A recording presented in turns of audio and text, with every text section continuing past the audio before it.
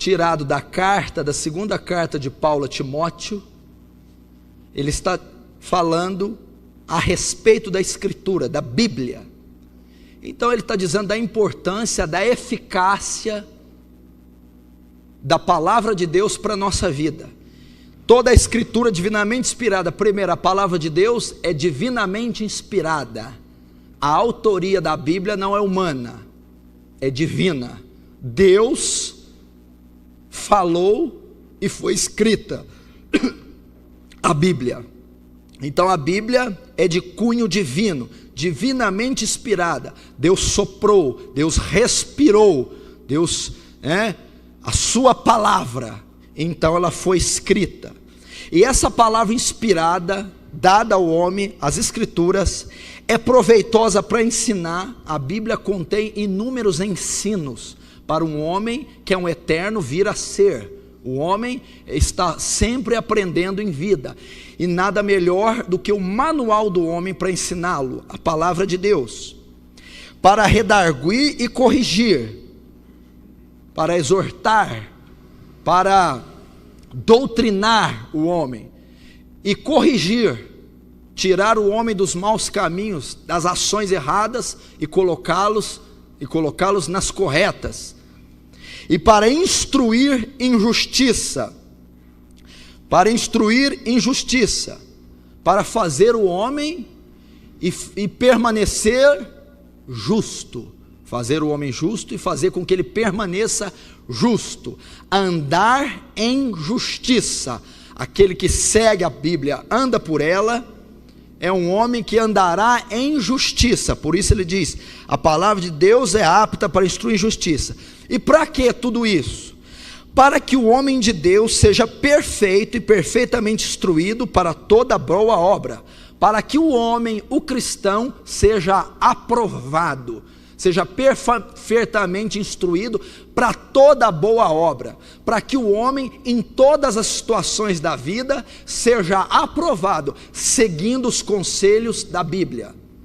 Então, a palavra de Deus nos traz inúmeros conhecimentos, inúmeras aplicações para a nossa vida. Ela é proveitosa para ensinar, para redarguir, para instruir, e dela tiramos inúmeros ensinamentos. Agora vai onde eu quero pregar, em Mateus capítulo 8.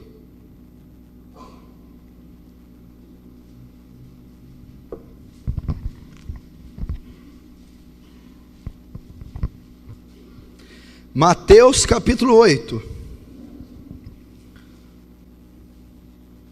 Finalmente chegou o dia de pregar essa palavra. Mateus 8, no versículo 28.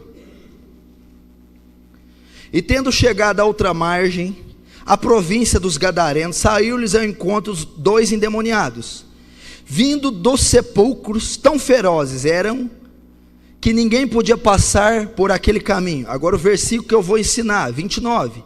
E eis que clamaram, dizendo, que temos nós contigo, Jesus, Filho de Deus, vieste nos atormentar antes do tempo? Até aí.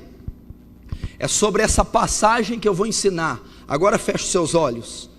Senhor Deus Todo-Poderoso e Eterno, a quem temos que dar honra, glória, poder e domínio, a quem nos curvamos e reconhecemos a sua majestade, a sua grandeza, e reconhecemos a nossa insignificância diante de tamanho poder. Sabemos que tudo está caminhando para o final, mas nos prepara como noiva ataviada, imaculada, sem mancha, preparada para o seu noivo, o Senhor Jesus, que não tardará em vir, que cedo virá. Fala-nos hoje pelo poder da palavra. Acompanha essa mensagem com profunda graça, com poder e sinais. Abra os corações dos mais duros presentes, dos mais simples. Nos dá o perfeito entendimento da Escritura. Que o temor de Deus se apodere desse auditório, que a graça nos invada e que tu fales para que teu nome seja glorificado. Te peço isso em nome do Pai, do Filho e do Espírito Santo. Amém. Eu vou falar hoje sobre aprendendo com o demônio. Evidentemente que demônios não ensinam nada para ninguém.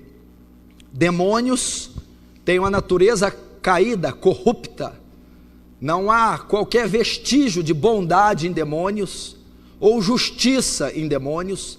Eles já estão condenados, julgados e condenados, perderam a sua glória, quando caíram do céu, perderam a sua forma, perderam o contato direto com Deus, são condenados, são a personificação do mal, são a personificação da injustiça, da maldade, e não há nada proveitoso na essência dos demônios, né? Mas nós vamos aprender com a passagem dos demônios, é a passagem a qual eles estão inseridos que vai nos ensinar a passagem desses dois demônios. Por isso eu disse no livro de Timóteo que toda a escritura é divinamente inspirada e é apta para ensinar, redarguir e instruir em justiça. Então essa passagem dos demônios gadarenos não podem ser ignoradas, e através dela que fazem parte das escrituras, ela vai nos ensinar. Então nós vamos aprender com a passagem dos demônios gadarenos, e é isso que eu quero falar. E essa passagem vai ensinar a nós como que um demônio pode ter tanto conhecimento e pode muitas vezes saber mais de Deus do que nós, pode saber mais das escrituras do que nós. Deus com certeza permitiu essa passagem, essa cena que foi protagonizada por Jesus e esses endemoniados gadarenos, para nos ensinar muitas vezes como o nosso conhecimento é pequeno e é escasso de Deus, e como temos deixado a desejar muitas vezes com a nossa vida cristã. Então essa palavra vai ser uma palavra de exortação, vai ser uma palavra de correção para a tua vida, e você não pode se queixar, pastor, muitas vezes as palavras são duras, mas em Hebreus diz que Deus exorta aquele que Ele ama e tem por filho. Se estáis sem correção, não sois filhos, mas bastardos. Ele diz: qual pai que ama o filho não o corrige? Então Deus, quando corrige, é uma prova do amor, porque Ele quer ensinar, Ele quer trazer crescimento para a nossa vida, para o nosso ensinamento. E eu vou procurar ser breve, não vou procurar me alongar, para você, numa mensagem rápida e prática, aprender com a passagem dos demônios. Então vamos lá, no versículo 29, diz assim: eis que clamaram dizendo, que temos nós contigo?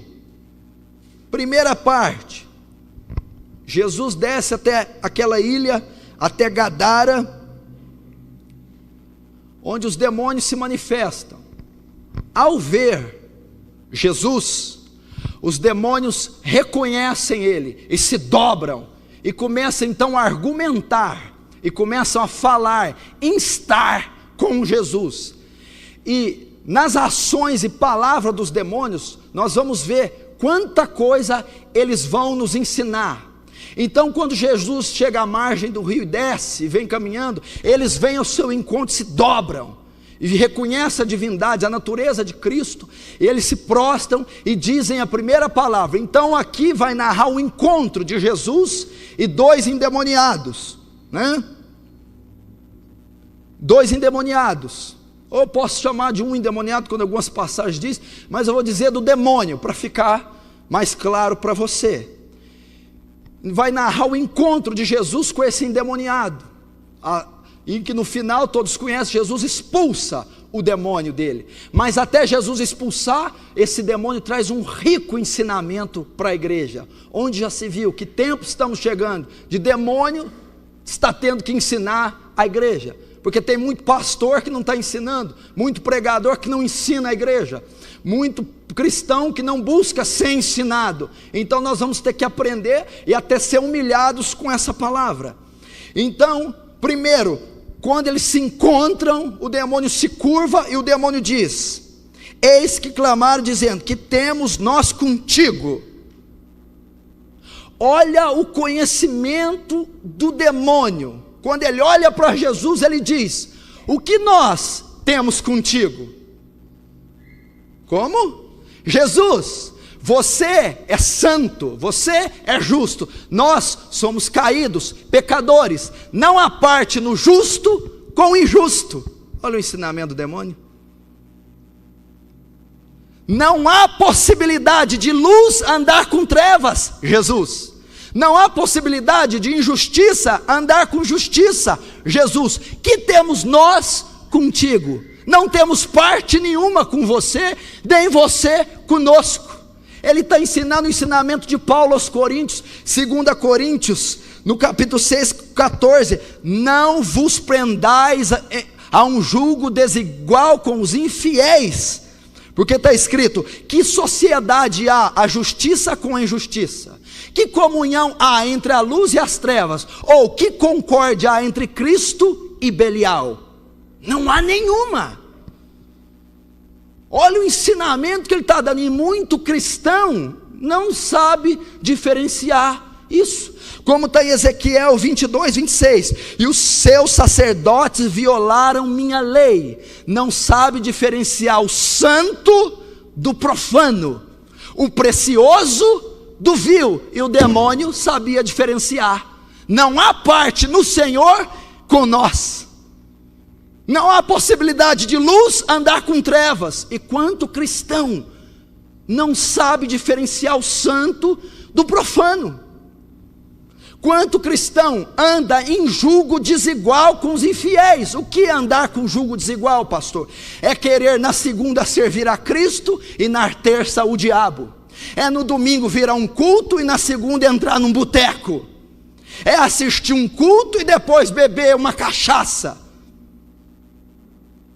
É vir num culto e ir para a balada. Julgo desigual. É um homem cristão querer namorar uma mulher ímpia. É uma mulher ímpia querer namorar uma mulher cristã, querer namorar um homem ímpio. O demônio declarou: que parte temos nós contigo? Não existe isso. E muitos de nós não sabemos. O meu povo não sabe diferenciar o santo do profano. Crente que é evangélico, batizado, professa Jesus, mas não difere pecado de santidade, anda de qualquer jeito, tem uma vida de qualquer jeito. Meu filho, sabe o que o demônio está ensinando aqui? Ele está ensinando um princípio de santificação. Jesus, você é santo, eu sou caído, não há parte. A igreja, quando se converte, você quando vem a Cristo, você é santo. O que significa ser santo? No mais claro, separado. Meu irmão, você é separado, meu irmão. Você se separa. Deixa eu te dizer, em Malaquias diz assim: e outra vez farei diferença entre o ímpio e o justo, entre o que serve a Deus e o que não serve. Quando Deus olha dos céus para espiar a terra e olha para a tua vida, há diferença entre você e o ímpio? Há diferença entre você e o injusto?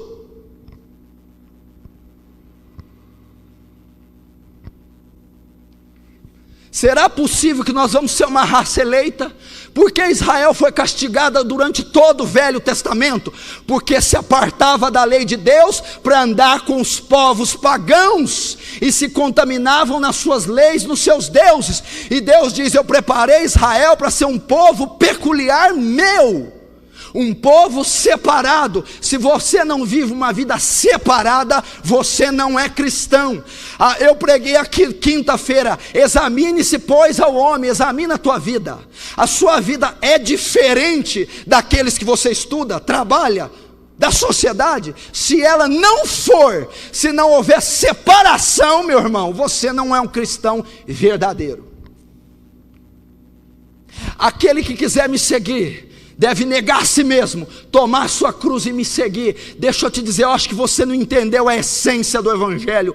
Evangelho, minha querida, meu querido, não veio trazer um castelo de ouro e uma glória terrena. Evangelho veio nos justificar da ira de Deus e nos levar para uma terra futura. Deixa eu te dizer, Evangelho tem não, Evangelho tem não pode. O que todo mundo pode fazer, você não pode. Aonde todo mundo pode ir, você não pode. O que todo mundo pode falar, você não pode.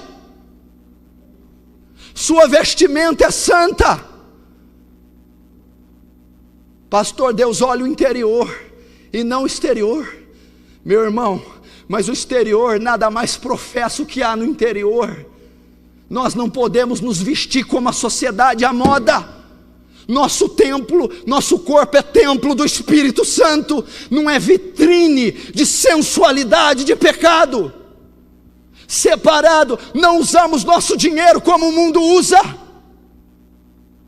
Não podemos frequentar qualquer lugar, meu irmão.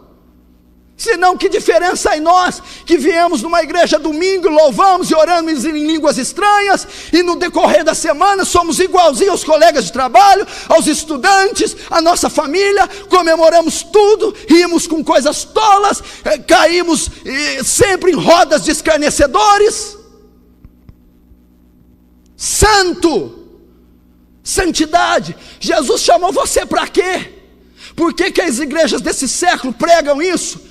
Fortunas, prosperidade, gozo, prazer, onde a Bíblia diz: ei, eu chamei vocês, vocês não entenderam, para negar vocês, negar sua vontade, tomar sua cruz, instrumento de tortura e de morte, e me seguir rumo ao Calvário. Isso é a essência do cristianismo. Entrai pela porta estreita, e apertado é o seu caminho. A conversão é apertada. Quando você vem para Cristo, você renuncia. Olha a continuação do versículo. E apertado também é o caminho. O andar cristão também é apertado, também é estreito. A vida cristã é uma contínua renúncia, abnegação. E o demônio foi explícito, dizendo: o que temos nós contigo? É impossível ter parte. O próprio demônio tinha ciência que Cristo não podia ter parte com ele. E nós muitas vezes não temos. Nós queremos viver uma vida de qualquer jeito. Você não pode dar o luxo de sentar na televisão e ver qualquer porcaria. Você não pode dar o luxo de escutar qualquer coisa mundana, satânica. Não pode. Você não pode dar o luxo de sair, de ficar e beijar. Outra palavra aqui para os jovens: ficar. Isso é tão satânico e diabólico como qualquer outra coisa criada pelo diabo. Cristão não fica. Você não toca no lábio de uma mulher sem saber que ela vai ser sua esposa antes. Jamais. E o que a gente vê?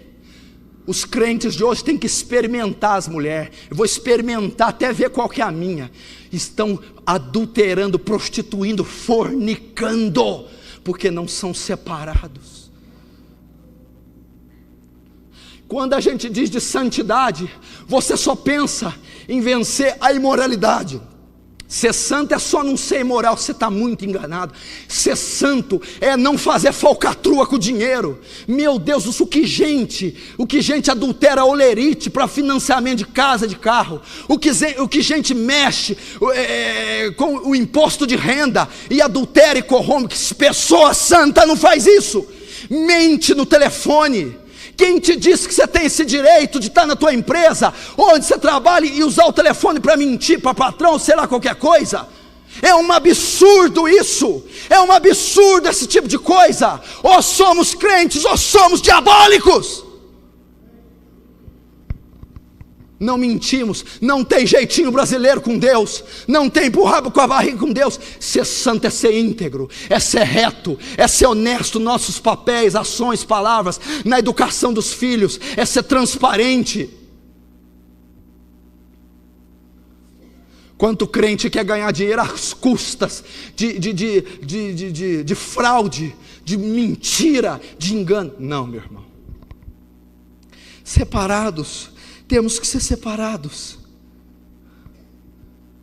Você tem que ter isso na sua consciência. Se você vive um estilo de vida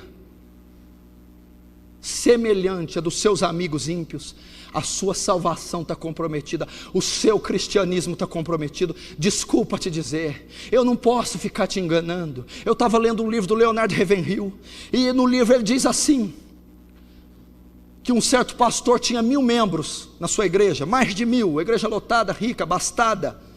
E Deus disse a ele, disse assim: muda seu sermão. Você está pregando algo só para agradar esse povo. Muda seu sermão. Prega o que eu te mandar. Só que saiba, sua igreja vai diminuir.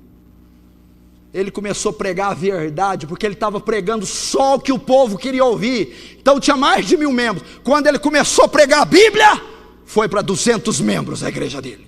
Mais de 800 pessoas saíram. Mas Deus diz: eu não estou preocupado com números, eu estou preocupado com que você anuncie a minha palavra.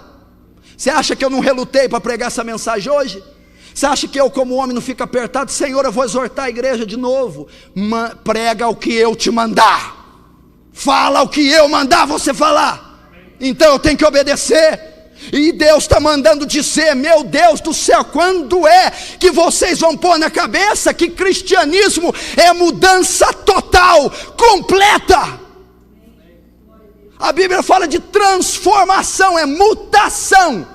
Quando se vem para Cristo, há uma transformação. Eu dou o exemplo aqui da lagarta que vira borboleta, meu irmão. É um animal mucoso, rastejante, de formato cilíndrico. Quando ela vai para o casulo, ela se transforma num inseto voador colorido. Ela muda 100%, há uma metamorfose. Ela não mudou a cor apenas, de lagarta branca para marrom. Ela se transformou 100%. Isso é cristianismo, não são gotas de melhora, não são gotas, meu irmão, de mudança, é transformação. Ou você é, ou você não é. O que o próprio Jesus diz em Apocalipse capítulo 2 para a igreja de Laodiceia? Quem dera fosse frio ou quente, mas porque és morno, vomitar-te-ei da minha boca. O que é o morno? Morno é aquele que vive dentro da igreja, mas nunca se converte, nunca se entregou 100% para Deus, nunca converteu mente, alma, espírito, nunca. É morno. Ele quer conciliar o pecado com Deus, ele quer conciliar as práticas do mundo com a justiça. É impossível, será vomitado da boca de Deus. Vocês não conhecem essas partes do Evangelho, acha que Evangelho é só isso. Vai ler Mateus capítulo 10, não pense que vim trazer a paz, disse Jesus. Não vim trazer a paz, mas a espada. Vim pôr divisão no lar, o filho, o pai, a mãe e a filha, a nora e a sogra. Portanto, os inimigos do homem serão seus familiares. Quem amar o pai e a mãe mais que a mim, não é digno de mim. Isso não pode pregar, senão eles vão te bater. Mas está lá, Mateus 10, 45. Ele veio trazer espada, ele veio dividir, ele veio desimpregnar esse mundanismo que está dentro de nós. Se você já parou para pensar que tudo que você faz é baseado no que a psicologia traz, a meteorologia traz, é no que as ciências humanas, é o que a história diz, a história falou isso e aquilo outro. Não, o nosso guia é a palavra de Deus. Nós andamos com a mente transformada. O que importa que os jornais dizem, o que importa que os canais de comunicação dizem, o que importa que a imprensa corrupta diz. Para nós importa o que a palavra do Senhor diz. E aquele que não anda pela palavra não pode ser santo. Que temos nós contigo, Jesus? Você entendeu? O demônio dizendo: o que eu tenho com você? Eu não tenho nada. E por que a igreja não faz isso com o demônio, com o mundo, com o pecado? Que tenho eu com você? Que tenho eu com esse sistema corrupto? Que tenho eu com essa imoralidade generalizada? Que tenho eu com a vontade corrompida do homem? Que tenho eu com as leis anti-Deus? Porque ele sabia. 1 Pedro 1,15: sede santos, porque o Senhor teu Deus é santo. Quer que eu completo? Sem santidade ninguém verá a Deus. Como é que alguém pode ver a Deus? Ninguém pode ver a Deus na terra. Sem santidade ninguém vai para o céu. Só para terminar esse pedacinho da santidade, qual que é o padrão de santidade que você tem? Não bebo, não fumo, não mato. Você acha que isso é ser santo? Porque você tem afrouxado no seu nível de santidade. Lembra quando você guardava os olhos no começo? Quem te disse que você pode agora deixar de guardar e cobiçar igual você está cobiçando? Lembra quando você bloqueava esses pensamentos imorais, viciosos, malignos, vingativos? Agora você os alimenta e não julga mais pecado? Quem te disse que não é? Lembra aquele dinheirozinho que você não olhava de jeito nenhum, agora está deixando passar uns reais a mais ali no bolso? Quem te disse que é assim? santo, santo, meu irmão, irrepreensível, que não pode ser atingido. Santidade é uma coisa tremenda. Um homem santo, disse T.L. Osborne, é um homem poderoso nas mãos de Deus. Você quer mudar o mundo? Não adianta intelecto, conhecimento, seja santo. Quem te disse que você pode ter essa liberdade com essa namorada? Que liberdade é essa? Aonde tem ido essa mão? Aonde tem esses olhos olhado a nudez dela? Quanta ereção você tem tido perto dela, com ela, tocando nela? Quem te disse que pode isso? O demônio disse: não temos parte contigo. E o povo de Deus tem uma lei própria. Eu não julgo isso pecado, mas aquilo que você não julga pecado, a Bíblia condena como pecado hediondo. O pior pecado é a justiça própria, andar segundo o teu nariz. Você é submisso à vontade de Deus e não à sua. Para de pegar um texto isolado para beneficiar o seu pecado. Ou a gente é um povo diferente. Vai ver essas mulheres cristãs, e até aqui na igreja, como se vestem. Eu não sei se o modelo delas é a doutrina bíblica, ou se são as modelos da rua, da mídia. Quem são os modelos? Quem está por trás da moda internacional? Você já parou para pensar? Os estilistas, homossexuais, lésbicas, pessoas que cultuam nova era, cultuam deuses falsos, estão por trás da moda, estão por trás da roupa que muita gente baba e está usando. São roupas que têm um propósito só: denegrir o templo do Espírito Santo, que é o corpo de uma mulher. É para denegrir, ultrajar aquilo que é a habitação de Deus. Ah, minha irmã, vamos aprender a nos vestir, vamos aprender. Você como templo expressa o quê? O templo do Espírito é a arca da aliança. Lembra da arca? Quando Davi quis trazê-la para casa, Deus feriu Uzá, ele deixou na casa de Obed-edom. A Bíblia diz que durante todo o tempo que a arca esteve na casa de Obed-edom, a casa de Obed-edom foi inteiramente abençoada todos os dias, porque a arca representa a presença, e ela manifestou, ela contaminou, infectou todo lugar da presença de Deus, e abençoou. Você é a arca hoje, você carrega a presença, você agora me diz, o santuário de Deus, que é a arca, onde o Espírito habita, está expressando santidade, justiça, amor, graça, ou sensualidade, cobiça, luxúria por parte dos homens? Sede santo, sede separado. Pastor, mas eu vou ser criticado, eu vou ser perseguido. Tem outra coisa aqui, vai sair um pouco do contexto. Tem outra coisa aqui. Como é que é? Você vai ser perseguido, está achando ruim? Me diga uma coisa aqui, não levanta a tua mão não. Quem aqui é perseguido por causa de Jesus? 99% não vai levantar a mão, porque não é. Agora eu digo uma coisa para você: marca de um cristão genuíno, essa é uma das maiores marcas, é bíblico, não tem saída para você, meu filho. Se odiaram a mim, odiarão a vós. De todos sereis perseguidos pelo meu nome. Se perseguiram a mim, perseguirão a vós. Bem-aventurados sois vós, quando perseguindo, disserem todo mal contra vós.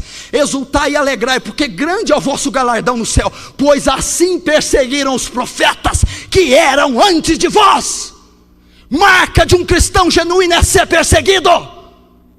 E não é ser perseguido porque não pagou conta, porque brigou por causa de fofoca de carne. É ser perseguido porque está pregando o evangelho. É ser perseguido porque hora, dia e noite as orações estão incomodando o inferno. É ser perseguido porque está arrancando almas do diabo, trazendo para a igreja. É ser perseguido porque o que todo mundo faz na escola ele não faz, o que todo mundo faz na empresa ele não faz. Ele é diferente, tem mente, conduta, pensamento, vestimenta diferente. Logo ele é caluniado, zombado, perseguido. Tudo isso por amor daquele que morreu no Calvário por ele.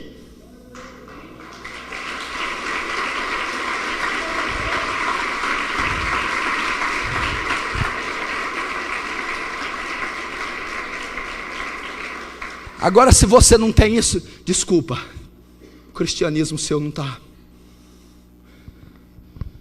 Pastor, você tem certeza? Absoluta. Porque a Bíblia diz assim: antes andávamos segundo o curso do príncipe das potestades do ar, éramos filhos da ira, desobedientes, mas Deus nos resgatou do império das trevas, nos transportou para o reino do Filho do seu amor. Quando você se converte, você passa a ter um oponente instantâneo, o diabo, Satanás. Quando essa vida, ao cristão ter uma vida poderosa, ele é uma afronta para o inferno, logo ele é perseguido. Porque a vida dele, a oração dele incomoda o diabo, o evangelismo dele incomoda, a roupa dele incomoda, todas as ações daquele crente são afronta. Então o inferno invariavelmente se levanta contra ele em perseguição. Agora, se a sua vida não tem perseguição, é porque ela não é uma afronta para o inferno, é porque ela é passiva, superficial, carnal. Você não incomoda Satanás, passa mais tempo envolvido com picuinha, com coisinha fútil, do que com o reino. As suas orações não têm impacto se é que você as faz, e quando as faz é sempre uma petição. Não, meu filho, o homem que é justo, vai ver Paulo, onde ele andava, o mundo espiritual virado de cabeça para baixo. Moisés, Débora, Esther, era uma afronta, eram sempre perseguidos. Por quê? Eram santos.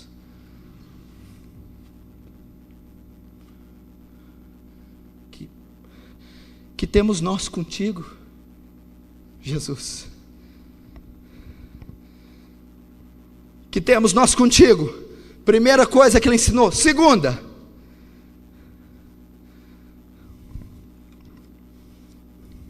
Jesus, Filho de Deus. Pelo amor de Deus.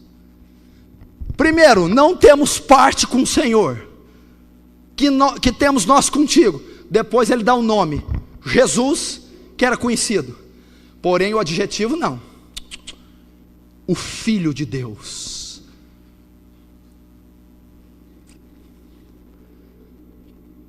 Você conhece quem Jesus é? Sabe o que ele está dizendo aqui? Lembra em Atos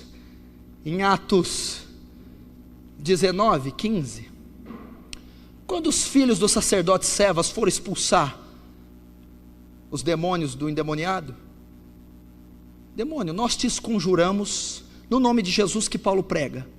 O demônio diz assim: Paulo eu sei quem é, e Jesus eu conheço, ele é o Filho de Deus. O demônio estava dizendo: esse Jesus é o Messias enviado, é o Filho do Deus vivo, Deus se manifestando na terra por intermédio dele. Eu quero fazer uma pergunta para você. O demônio disse: Jesus eu conheço. Você conhece a Jesus? Pastor, como é que pode um demônio conhecer Jesus? Ele é demônio, ele é capeta, Deus não tem parte com ele. Não, você esqueceu de onde ele veio. Esses demônios já foram anjos, já viram Jesus na sua glória, já viram ele exaltado nas nuvens, sabiam do poder e da glória. Quando viram ele na terra, disse: eu conheço você, eu já te vi glorificado num trono, eu já servi você, eu já entoei louvores a você, eu já me humilhei, ajoelhei diante de você, eu sei que tu és Deus em terra.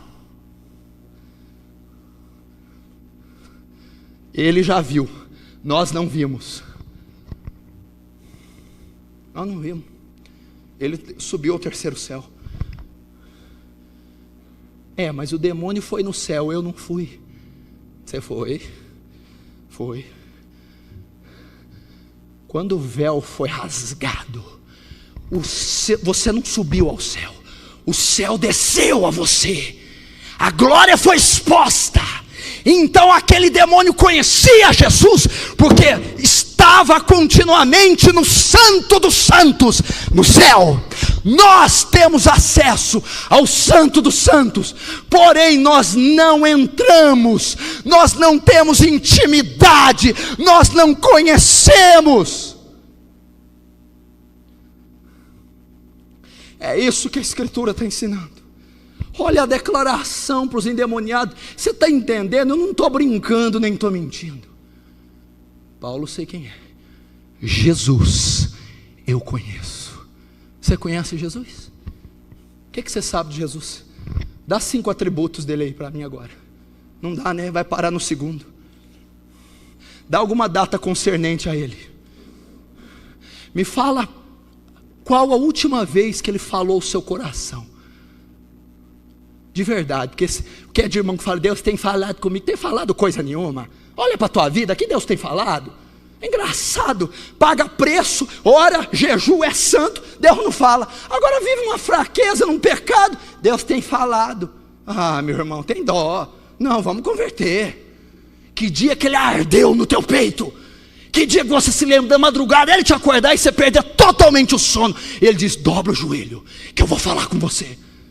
Que dia que ele tem um impacto na tua vida? Faz tempo, né? A palavra do Senhor diz, buscar-me-eis e me achareis. Tem um porém. Buscar-me-eis, então só me achareis. Só depois disso, depois de me buscar, de todo o vosso coração. Você conhece? Ele estava dizendo da divindade. É notável ver que muitos dos cristãos não reconhecem a divindade de Jesus. Parece que somos semelhantes aos testemunhos de Jeová. Não, Jesus não era Deus. Somos semelhantes ao espírita. Jesus não era Deus, era um espírito evoluído. Semelhante aos muçulmanos, Jesus era um profeta. Semelhante a tantas coisas. Semelhante aos católicos, a transubstanciação. Confundimos, não sabemos nada dele. Quem que é Jesus? Jesus de Nazaré, que abençoa a gente, abençoa. Não, meu irmão, nós temos que saber da magnitude de Jesus.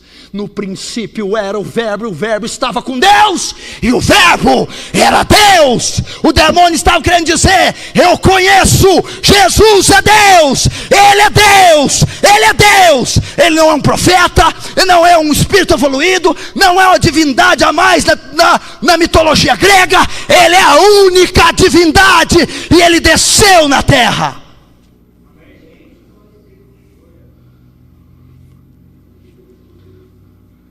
Somos semelhantes ao irmão do filho pródigo. Você conhece o irmão do filho pródigo? Você ouve falar muito no filho pródigo e no irmão do filho pródigo. O irmão do filho pródigo não saiu, não gastou nada com ninguém, não pecou, ficou quietinho, como um excelente fariseu. O irmão dele volta arrebentado, sujo do pecado. O pai perdoa, lava, mata o novilho cevado e dá para o filho pródigo. O irmão do filho pródigo fica com inveja. Estou tanto tempo com o senhor nunca matou nem um cabrito para mim. Por quê? Você está sempre comigo, nunca pediu? Ele está querendo dizer assim, ó, são os crentes religiosos, têm anos de conversão, estão debaixo do nariz de Deus, mas não conseguem ser abençoados. Estão lá, sabe o que é isso? Tem carteirinha de membro, nome no hall de membros, tem batismos, tem tempo de igreja, tem cursos, mas não conhecem o Senhor do curso, o Senhor do batismo, o Senhor do cristianismo, o Senhor da sua congregação. Não tem intimidade. Conheçamos e prossigamos em conhecê-lo, diz Oséias. Está debaixo do nariz. O que significa? Religiosidade. Sabe o que o demônio está dizendo? Religiosos, nenhum de vocês vai para o céu. Lembra por que crucificaram Jesus? Diga se essas acusações são verdadeiras. Lá no Sinédrio, você é o Filho de Deus? Ele disse, eu sou. E vereis o Filho de Deus assentado nos céus, com as nuvens e os anjos e todo o poder e glória. O que fizeram? Blasfêmia!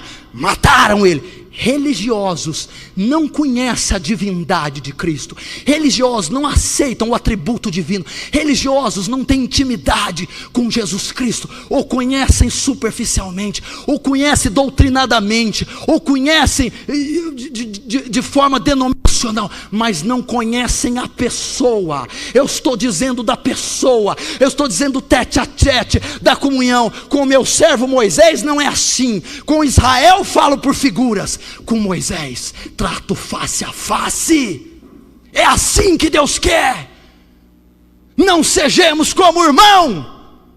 Você deve estar achando, né? Já ligou o mecanismo da justiça própria? Irmão fulano é assim, e Beltrano é assim, ela é religioso. Será que você está tocando louvor tanto tempo aqui que já não ficou religioso? Será que você está pregando aqui e já não virou uma religiosidade sua pregação? Será que a reunião de oração na segunda já não é um blá blá blá? Será que você pode se gabar de dizer como demônio? Será que você pode dizer com toda a força, com toda a autoridade: Jesus, eu conheço? Será que você conhece aquele que tudo pode, que tudo sabe, que tudo conhece, aquele que tudo é?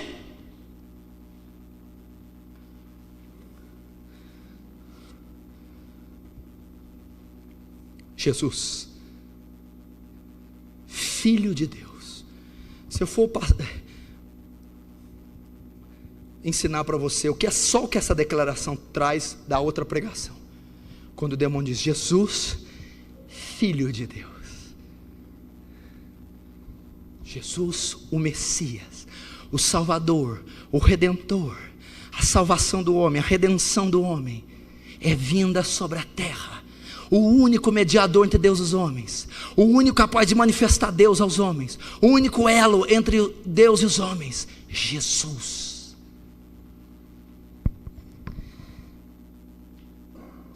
Primeiro então,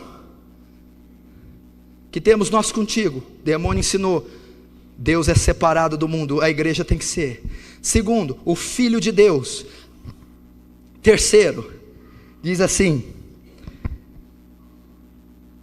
que temos nós contigo, Filho de Deus, vieste aqui nos atormentar até aqui.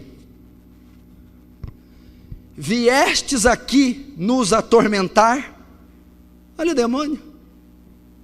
É impressionante como nós duvidamos do poder de Deus. É impressionante como nós temos medo dos demônios, não é? É impressionante como vem uma crise na sua vida e você fica, Deus não vai fazer, e agora, eu não sei. É impressionante, meu irmão, quando algo acontece errado, uma crise conjugal, ou obra de demônios na sua vida, ou você entra numa campanha e você não crê no poder de Deus, você não crê que ela é tão grande assim. Olha o demônio, vieste nos atormentar. O demônio está declarando duas coisas. Primeiro, você tem poder de nos atormentar, você é mais poderoso do que nós podemos ser atormentados por você, nosso poder é menor do que o seu.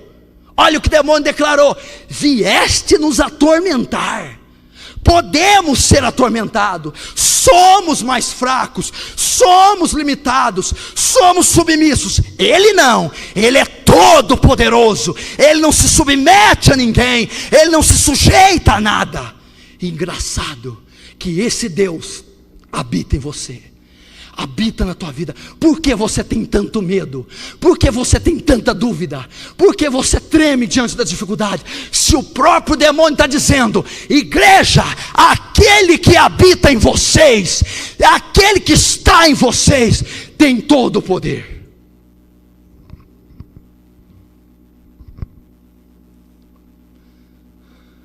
Sabe o que o demônio está dizendo? Você diz: pastor, mas o que vem contra mim é forte, o que vem contra mim tem poder. O demônio está dizendo assim: eu tenho poder, mas o que está em você tem todo o poder. É isso que ele está dizendo. Vieste nos atormentar. O demônio disse assim, ó: te conheço, você é o El Shaddai, Todo-Poderoso. O que significa ser El Shaddai? Por isso que você está nessa fezinha aí, ó, esse trupico, trancos e barrancos. A força que atua sobre você, escute. O Deus que você lê todos os domingos, escute. A fé que você professa nesse Deus, nessa força, ela é toda poderosa. O que significa ser todo poderoso? Significa que não há nada que Deus não possa realizar. Não há nada que Ele não seja capaz de fazer. Ser todo poderoso ou ser onipotente, sabe o que significa? Pelo amor de Deus, crê no que você está dizendo. Deus pode fazer aquilo que você sabe, conhece e acha. Mas Deus pode fazer até aquilo que você não conhece, não sabe e não acha. Deus pode fazer aquilo que você imagina. Mas ser todo poderoso é mais do que isso. Deus pode fazer até o inimaginável, até o que você não pensa. Se você está metido em situações de anos, em situações irremediáveis, situações impossíveis, elas não são nada para Deus, porque elas você pode imaginar uma solução, entendeu? Deus pode dar solução até aquilo que aos seus olhos não tem solução, até aquilo que você não pode imaginar, Deus pode fazer até o inimaginável. Por isso Ele disse: vieste nos atormentar? Tu és a força maior, tu és capaz, tu és todo poderoso. Isso tem que encher teu coração de fé. Quem é teu único inimigo? Quem é teu maior inimigo? Quem é tudo na tua vida de ruim? É Satanás. Escute, quem é teu maior inimigo? Satanás. Quem é o que incita teu pecado? Satanás. Quem é o que causa as chagas em você? Satanás. O próprio diabo está reconhecendo: eu não posso com o Deus da igreja, eu não posso com o Deus dos crentes, Ele é mais poderoso. Glória a Deus.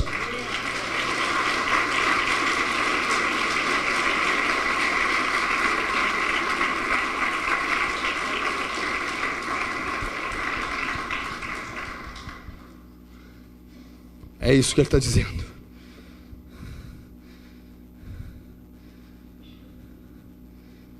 Vou ter que apressar porque está acabando o tempo.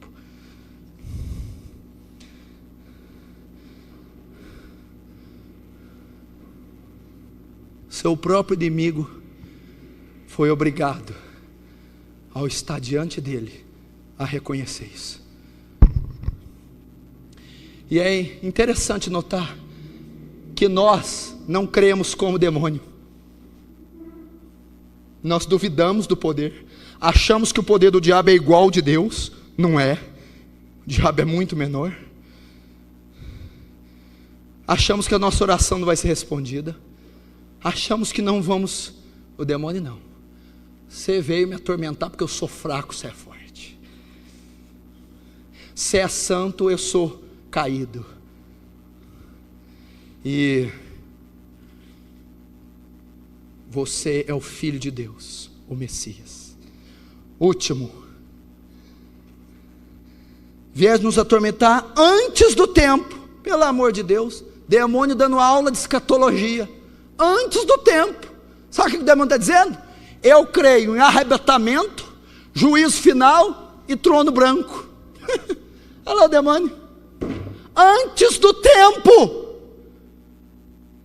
Que tempo? O demônio sabia que haverá arrebatamento, que haverá ressurreição de mortos, que haverá juízo de Deus e trono branco. Antes do tempo. Que tempo? O tempo do juízo, porque é o tempo exato dos demônios serem atormentados. Apocalipse 20:10 e Apocalipse 19:20 fala que a besta, o falso profeta, a antiga serpente, que é o diabo, serão lançados no lago de fogo que arde como enxofre, a saber, a segunda morte. E vi o Filho do Homem assentado num cavalo branco, e saiu a peleja para pelejar contra os reis, os príncipes da terra, e a besta, e eles foram vencidos. Nós, muitas vezes, não cremos nessa passagem. Como? Muita gente não vive esperando arrebatamento. Você sabia que vai ter um arrebatamento? Deus vai arrebatar a igreja em glória. O crente fiel, quando Jesus voltar, vai ser tirado, transladado daqui, subirá pelos ares. Os que morreram em Cristo ressuscitarão com corpos glorificados. Você sabia? Você sabia que vai haver uma grande tribulação como nunca houve na terra? Talvez essa será a terceira guerra mundial. Você sabia que vai ter o juízo de Deus e todo mundo vai ser julgado segundo suas obras? Você sabia que nós vamos estar diante de um trono branco e vai se abrir um livro chamado Livro Memorial, e esse livro vai estar registrado todas as coisas que você fez? Só abre um parênteses, o que esse livro memorial registrou essa semana? Que pensamentos seus está lá nesse livro? Ações, que coisas obscuras, secretas que você fez, que estão todinhas registradas. Naquele dia vai ser aberto esse livro, vai ser colocado, para Deus julgar cada um segundo a sua obra. Vou tomar as palavras do Ravenhill como as minhas agora. Acho bom todo dia antes de ir para a cama, você lembrar desse livro, o que Deus colocou nesse livro, antes do tempo. E ele está falando de tempo aqui, o demônio. A Bíblia diz: hipócrita, sabeis ver os tempos das estações, e não sabeis discernir os tempos do fim. Olha o tempo do fim. Ninguém crê, está preocupado demais com casar, com carro, com dinheiro no bolso, com viagem cara. Você não está preocupado com a economia mundial falindo, você não está preocupado com as eleições, você não está preocupado com a apostasia dentro das igrejas, você não está preocupado com o avanço da tecnologia e da ciência, tudo convergindo para um governo único, uma moeda única, um só governador. Você não está vendo? O apocalipse vai chegar, o cumprimento de tudo vai chegar. Pastor, eu sei de tudo isso e espero isso sim. Você está enganado. Não, você não espera, porque o esperar não é palavras, o esperar é hábitos. A Bíblia diz: aqueles que esperam em Cristo só nessa vida são os mais miseráveis de todos os homens. Aquele que crê no arrebatamento, na ressurreição, no juízo de Deus, vive como tal. Ou será que você vive com temor? Andar em temor durante a vossa peregrinação na terra. A Bíblia diz também assim: vede como prudentemente andeis, não como a nécios, mas como a sábios, remindo os tempos, porque os dias são maus. Agora eu vou te dizer, se o que o demônio está falando é mentira a teu respeito, são suas ações. Ele disse: vieste nos atormentantes do tempo. Eu sei que vai haver um arrebatamento, vai haver um juízo, eu sei. Se você sabe, se você tem conhecimento, você anda segundo aquele que espera o juízo, o arrebatamento. Se você não sabe, você está andando igual Jesus declarou. E os dias da vinda do Filho do Homem serão semelhantes aos dias de Noé. Comiam, bebiam, casavam-se e davam-se em casamento, quando de repente veio o dilúvio e os levou. A vida de quem não espera o juízo é a coma dos tempos de Noé, porque o juízo veio em forma de água, de dilúvio. O que ele está fazendo? Comendo e bebendo, negócios, dinheiro, viagens, sociais, matéria. Casavam-se e davam-se casamento, romances, namoros, beijos, abraços, vida terrena, vida ímpia. Esse é o teste para aquele que espera o juízo. Que espera o juízo? Andar em temor durante o tempo da vossa peregrinação. Olha que coisa poética, olha que coisa, que testemunho, que declaração elegante, poética. Andai em temor durante o quê? O tempo da vossa peregrino cheio de mala. Não somos daqui, estamos peregrinando, não tenho nada com essa terra. estou em temor quanto às ameaças do diabo. É assim que crente vive, porque ele sabe que um juízo virá, ele sabe que o fim se aproxima, ele sabe que Deus julgará com mão de ferro essa terra, e ele espera. O que ele faz? E vi novo céu, nova terra, e a nova Jerusalém, ataviada para o noivo. Jesus vai buscar uma noiva ataviada. Espera aí. Noiva, quando você vai casar? Quando o marido vai te receber, o noivo, você se atavia. Maquiagem, cabelo, roupa, sal. Você se prepara para o noivo encontrar você toda formosa. Correto? Por que você faz isso? Porque chegou o dia do encontro. Até chegar aquele dia, você está emagrecendo, arrumando sua estética, se ataviando. Aquele que espera pelo noivo, que crê no juízo de Deus, está ataviando o seu caráter, está se santificando, está se guardando, crescendo na palavra, crescendo na oração, vencendo o pecado, vencendo o caráter, amando o próximo, perdoando o próximo. Essa é a marca daquele que espera o juízo de Deus. Se você está comendo, bebendo, se você só preocupa com coisa da terra, desculpa, você não vai ouvir a trombeta soar, porque só vai ouvir quem for arrebatado. Você não vai ser arrebatado, e você não vai participar das bodas do Cordeiro.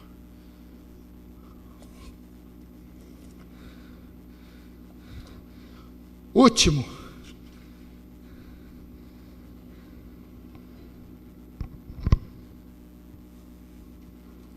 primeiro, então, aprendendo com o demônio.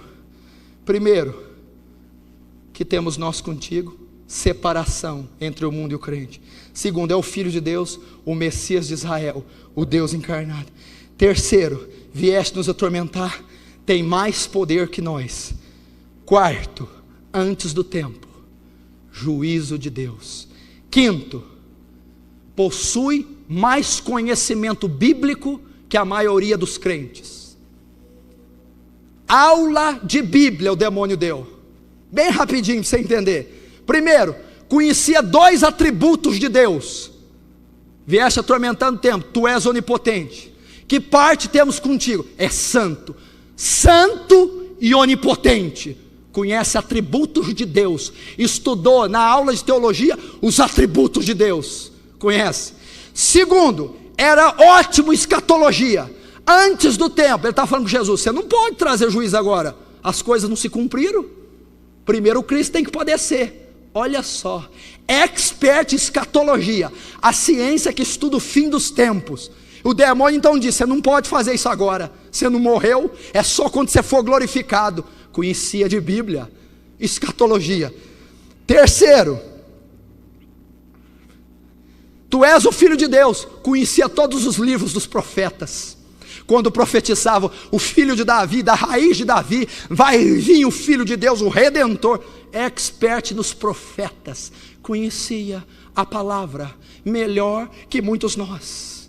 Quando ele foi tentar Jesus, ele usou versículos, Salmo 91. E é impressionante que cristão não sabe nada de Bíblia. O demônio dizendo de escatologia, de atributo divino, de palavra profética, e nós não sabemos nada. Crescei na graça e no conhecimento de Deus. Toda a escritura é divinamente inspirada, apta para redarguir, ensinar, instruir em toda a justiça, para que o homem seja perfeito e toda a obra instruído. Vamos aprender, igreja, a ser um povo bíblico. Vamos aprender a ser um povo que ama a Bíblia, que conhece a Bíblia, que pratica as escrituras. Assim teremos força.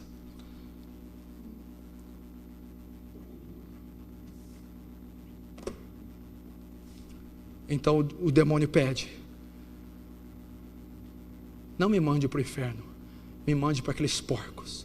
Jesus ordena a legião de demônios, sai dos endemoniados e entra nos porcos. Os porcos precipitam no abismo e aqueles homens são libertos, porque aqueles homens só ficaram endemoniados para protagonizar um poderoso ensino para nós, que temos muito que aprender.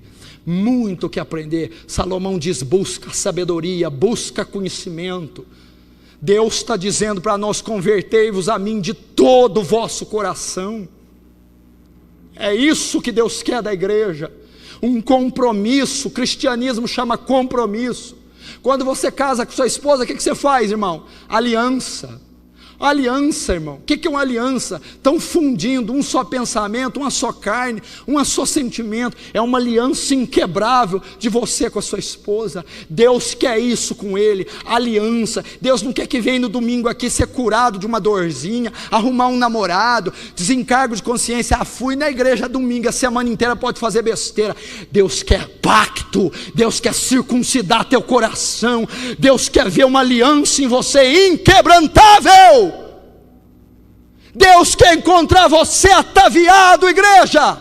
Está chegando o último tempo, meu irmão. Os anjos já estão rufando os tambores. O céu vai se abrir. O Filho do Homem virá em glória. E Ele vai arrebatar a igreja. Prepare-se para contemplar o maior ato, a maior manifestação já vista. A volta do Filho de Deus. Apocalipse diz: eis que estou às portas, eis que cedo venho, e comigo está o galardão para dar, retribuir a cada um segundo as suas obras. Você, essa geração que me ouve, que me vê, vai contemplar o maior evento de todos os tempos, a volta sublime, excelsa, augusta do Todo-Poderoso Jesus Cristo. Que você, meu querido, que eu estejamos preparados para tal dia. Glória a Deus. Amém.